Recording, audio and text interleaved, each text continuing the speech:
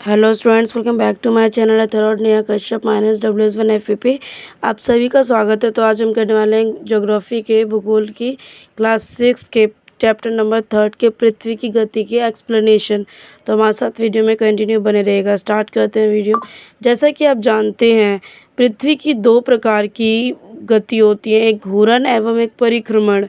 पृथ्वी का अपने कक्ष पर घूर्णन कहलाता है, घूमना घूर्णन कहलाता है। सूर्य के चारों ओर एक स्थिर कक्ष में पृथ्वी की जो गति होती है उसे परिक्रमण कहते हैं। तो यहाँ पे आपके स्टूडेंट्स दो क्वेश्चन बन जाएंगे, घूर्णन किसे कहते हैं, परिक्रमण किसे कहते हैं।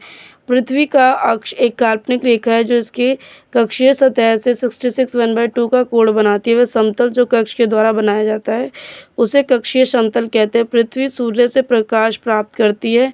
पृथ्वी का आकार गोले के समान है, इसीलिए एक समय में सिर्फ इसके आधे भाग पर ही सूर्य की रोशनी प्राप्त होती है। जो आधा भाग होता है सूर्य को, उसी पे रोशनी प्राप्त होती है। चित्र जैसे कि 3.2 सूर्य की ओर वाले भाग में दिन होता है और जबकि दूसरा भाग जो सूर्य से दूर होता है वहाँ रात होती है। ग्लोब का वह वृत्त जो सीधा दिन और रात को विभाजित करता है उसे प्रदीप्ति वृत्त कहते हैं। क्या कहते हैं स्टूडेंट? प्रदीप्त व्रत कहते हैं। यहाँ पे भी आपको एक क्वेश्चन बन जाएगा जिसका आप आंसर कर सकते हैं यहीं से। यह व्रत अक्ष के साथ नहीं मिलता, जैसा कि आप चित्र 3.2 में देख सकते हैं। पृथ्वी अपने अक्ष पर एक चक्कर पूरा करने में लगभग 24 घंटे का समय लेती है। एक चक्कर पूरा करने के लिए कितना समय लेती है? 24 घंटे का। घूर्णन के समय काल को पृथ्वी दिन कहा जाता है। घूर्णन के समय काल को पृथ्वी दिन कहा जाता है। यह पृथ्वी को दैनिक गति है, पृथ्वी की जो दैनिक गति होती है। ठीक है, आइए आगे देखते हैं।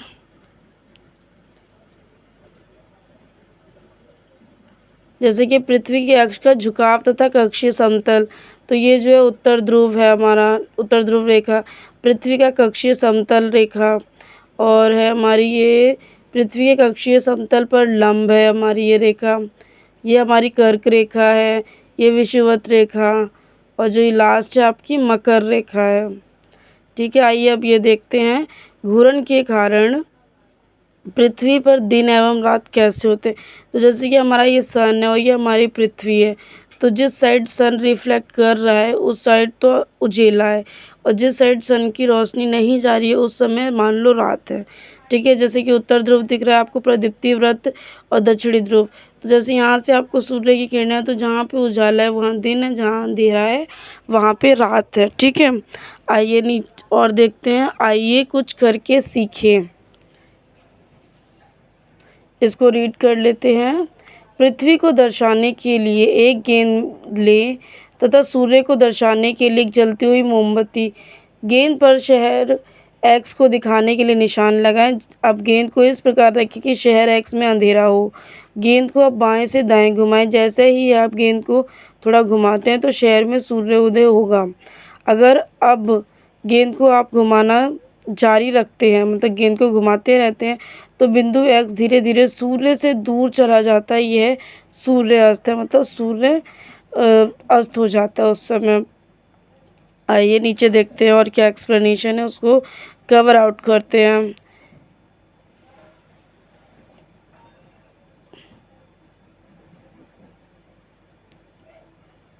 क्या आप जानते हैं, प्राचीन भारतीय खगोल शास्त्री आर्यभट्ट ने बताया था कि पृथ्वी गोल है और अपने अक्ष का घूर्णन घूमती है या करती है बोल सकते हैं।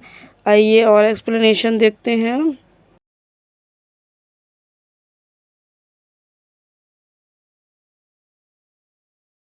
अगर पृथ्वी घूर्णन नहीं करे तो क्या होगा, मतलब अगर पृथ्वी नहीं घूमेगी तो क्या होगा? सूर्य के तरफ वाले पृथ्वी के भाग को हमेशा दिन होगा, जिसके कारण उस भाग में गर्मी लगातार पड़ेगी।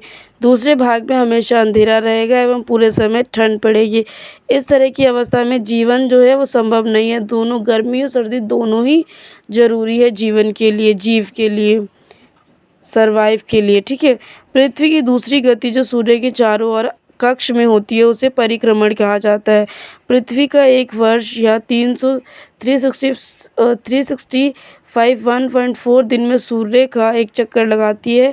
हम लोग एक वर्ष 365 दिन का मानते हैं तथा सुविधा के लिए 6 घंटे को इसमें नहीं जोड़ते हैं, सुविधा के अकॉर्डिंग। नहीं तो 6 घंटे भी जोड़े तो और दिन और भी हो सकता है। अब ये देखते हैं पृथ्वी का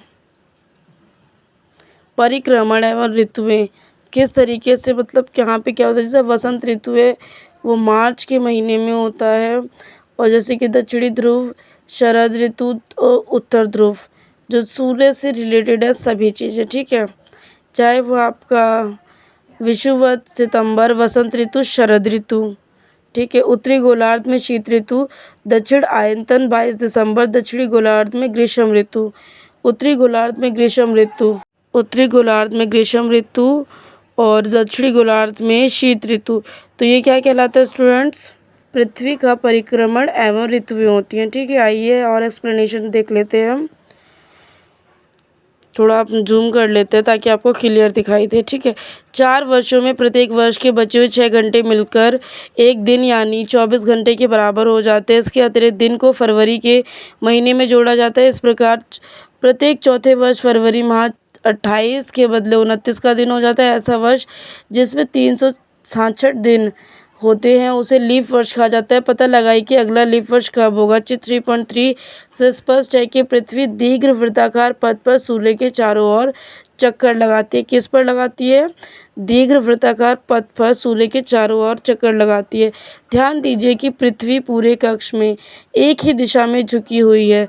सामान्यतः एक वर्ष को गर्मी, सर्दी, वसंत एवं शरद ऋतुओं में बांटा जाता है। ऋतुओं में परिवर्तन सूर्य के चारों ओर पृथ्वी की स्थिति में परिवर्तन के कारण होता है, ठीक है, चेंजेस के कारण होता है। हर समय बदलता रहता है जो कि मौसम हमारा।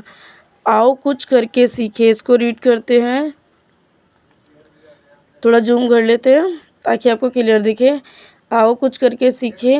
क्या आप जानते हैं कि एक दीर्घवृत्त कैसे बनाया जाता है। एक पेंसिल, 2 पिने तथा एक धागे का छल्ला लीजिए।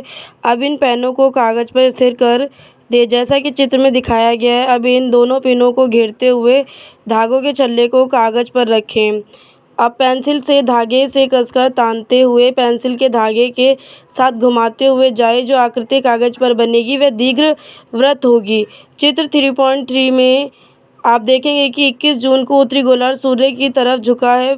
सूर्य की किरणें कर्क रेखा पर सीधी पड़ती हैं। इसके परिणाम स्वरूप इन क्षेत्रों में ऊष्मा अधिक प्राप्त होती है। ध्रुवों के पास वाले क्षेत्र में कम ऊष्मा प्राप्त होती है क्योंकि वहाँ सूर्य की किरणें तिरछी पड़ती हैं। उत्तर ध्रुव सूर्य की तरफ झुका होता है तथा उत्तरी ध्रुव रेखा के बाद वाले भाग पर लगभग 6 महीने तक लगातार रहता है। कितने महीने रहता है स्टूडेंट्स, 6 महीने तक रहता है। चूँकि उत्तरी गोलार्ध के बहुत बड़े भाग में सूर्य की रोशनी प्राप्त होती है, इसीलिए विषुवत वृत्त के उत्तरी भाग में गर्मी का मौसम होता है। 21 जून को इन क्षेत्रों में सबसे लंबा दिन तथा सबसे छोटी रात होती है।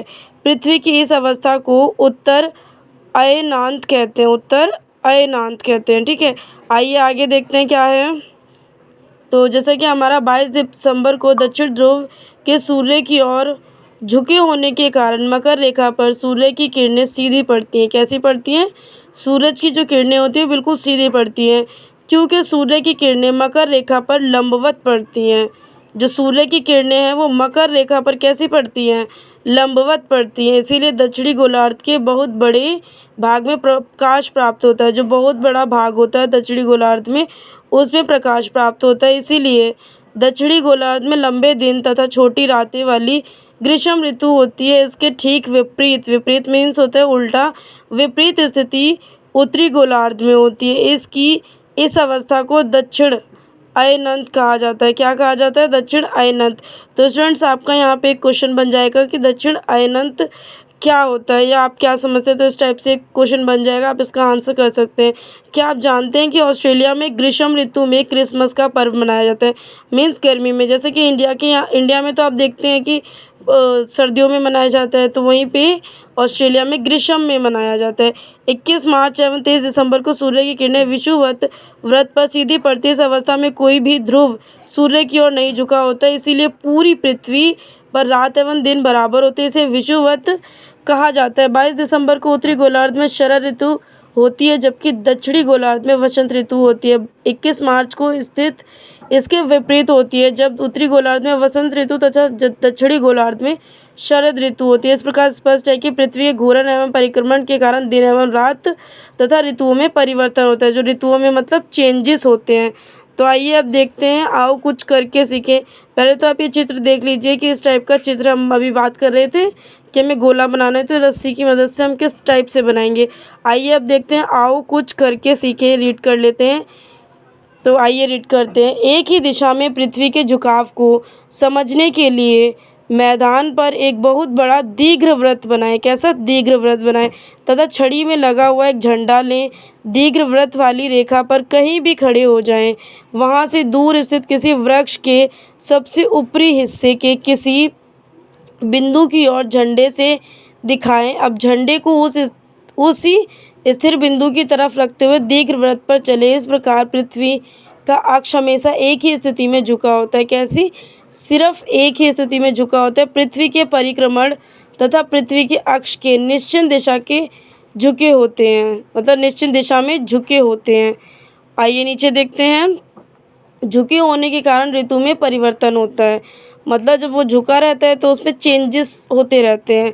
आइए आगे देखते हैं क्या चीज़ है। हमारे प्यारे स्टूडेंट, सब्सक्राइबर, जो भी है व्यूवर्स, तो ये वीडियो हमारा यहीं पे ख़त्म होता है। वीडियो पसंद आया तो प्लीज़ वीडियो को लाइक कमेंट शेयर कीजिए। चैनल पे न्यू हो तो चैनल को सब्सक्राइब कीजिए। तो ये था हमारा एक्सप्लेनेशन का वीडियो। अगर आपको क्वेश्चन आंसर का वीडियो चाहिए तो प्लीज़ इस वीडियो में कमेंट कीजिए, तो हम आपको जल्द से जल्द प्रोवाइड करने की कोशिश करेंगे MCQ के क्वेश्चन एंड क्वेश्चन आंसर अभ्यास के। एंड अगर आपको हमारा यहाँ तक का वीडियो पसंद आया है तो प्लीज़ वीडियो को लाइक कमेंट शेयर करें, ना मत जाइएगा, ठीक है? लाइक जरूर कर दीजिएगा।